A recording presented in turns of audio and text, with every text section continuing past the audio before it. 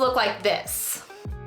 Essentially all this does is weave the hair for you. When you're doing highlights and lowlights, instead of hand weaving like this, you can place your weaving comb in, grab what's on the top, and this would be the part that you would color or put into a foil. This is what I'm gonna use today. It's on Amazon, I'll link it below. $15, I believe, and you get all 3 of them. I'm going to use this shampoo as our color. Come on over here, Linda.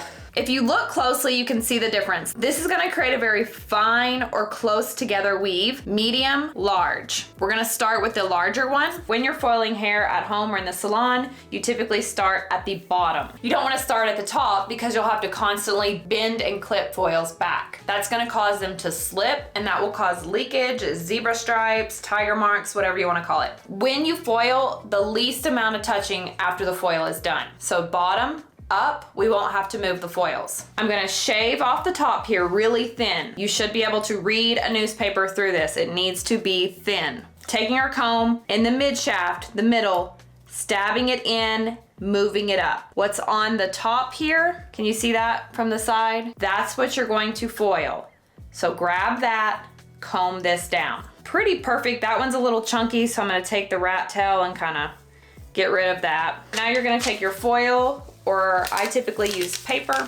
Get it as close to the scalp as possible. Put the color in the middle, horizontal. Take your brush vertically, sorry, and do this. You don't want to extend past the foil or paper because the color or lightener is going to swell and leak out, again giving you those marks. We take it vertical because we want this to be, think of like grass. Whoop, whoop, whoop, or little triangles. You don't want it to be because when that grows out, it looks bad. It grows out like a line. We want this to be a staggered line. Put your hand, or if you have a highlighting board, making sure all the hair color is saturated, all the hair strands. You're gonna section off a slice of hair. How much hair really depends on the look you're going for. Typically it's about a ½ an inch. Moving on to the next highlighting comb, you can see the difference between the one we just did. This one's gonna be a thicker chunk. This one's gonna be a little bit smaller. It's in the middle. Take down this hair. You're gonna slice off the top. Comb towards the top, up, make a mountain, and then move it towards the scalp just a little bit, like you were gonna tease it. Grab the hair that's on top. Whoop. Take the foil in the middle, push it in. That's gonna also help make sure you don't have a zebra line. You can see this weave, and actually this is the hairline. You never wanna do the hairline. Make sure there's no fish hooks right there. And this is the medium comb. That actually looks really nice. Drop the color off towards the top, horizontal. Change it to vertical to create the staggered look, not extending past the foil. My foil is slipping a bit.